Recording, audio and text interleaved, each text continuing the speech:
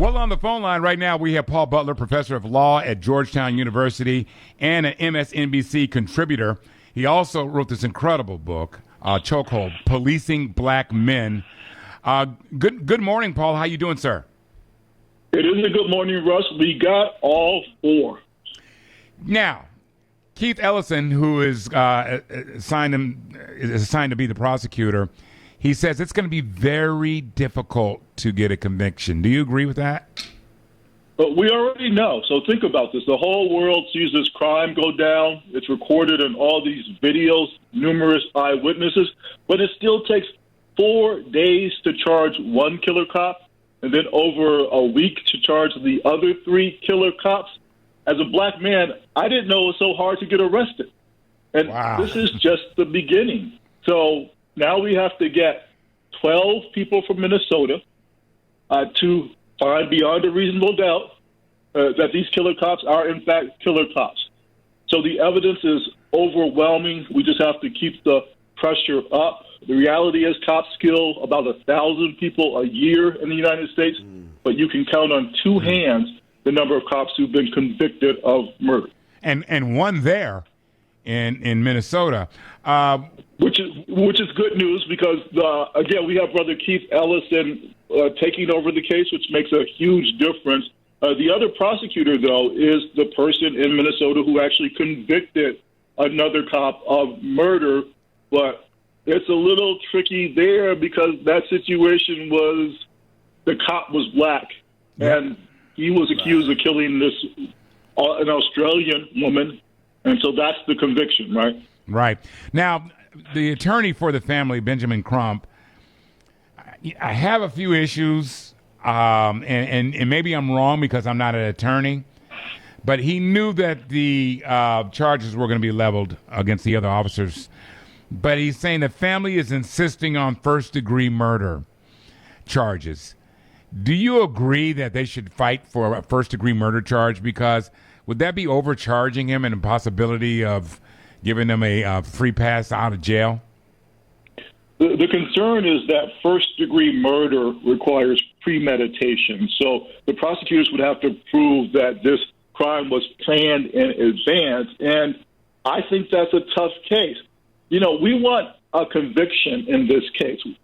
A murderer is a murderer. When you get locked up and go to the big house, they ask you what you in for. You don't say murder 3, you say murder.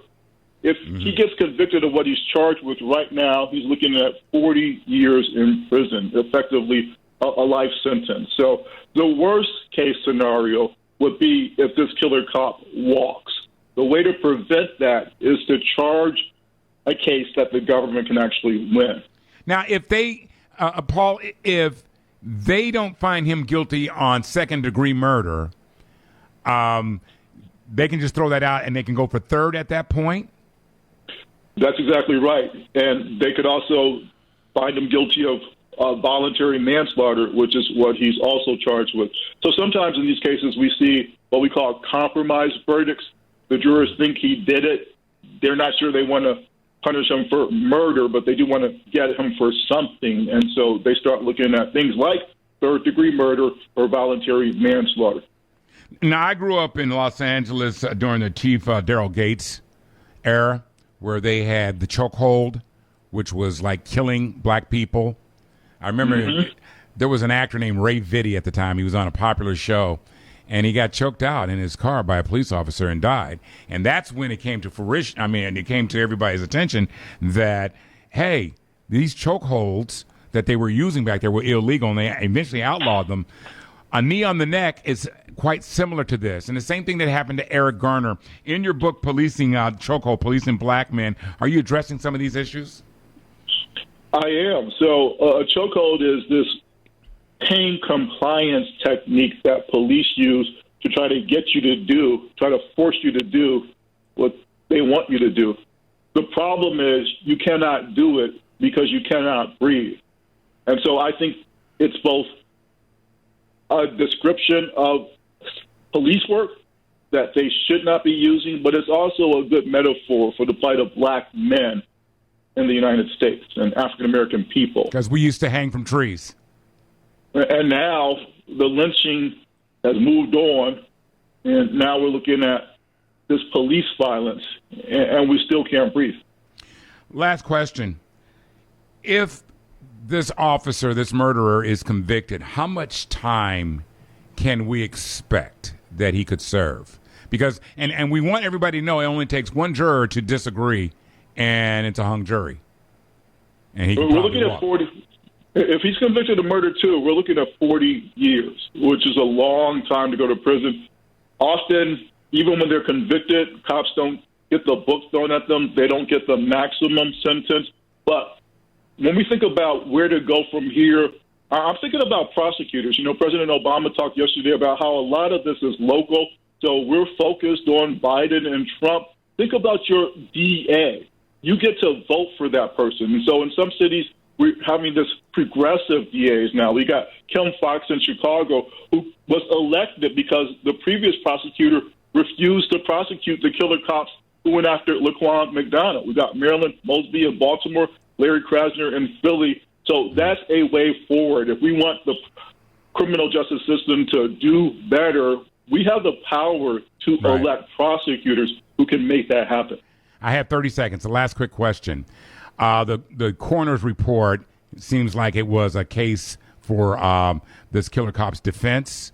Will they take the family's forensics ahead of the state forensics in this case? The jurors will be able to look at both reports and decide which one is the most credible. We know the tactic when any brother or sister is a victim, they always try to blame the victim. But is anyone going to think it's a coincidence? The defense case is going to be, well, it just is a coincidence that Mr. Floyd died while these three officers were restraining his neck, his back, and his legs. These jurors can use their common sense and know that the cause of death was these killer cops, not any underlying medical conditions that Mr. Floyd had.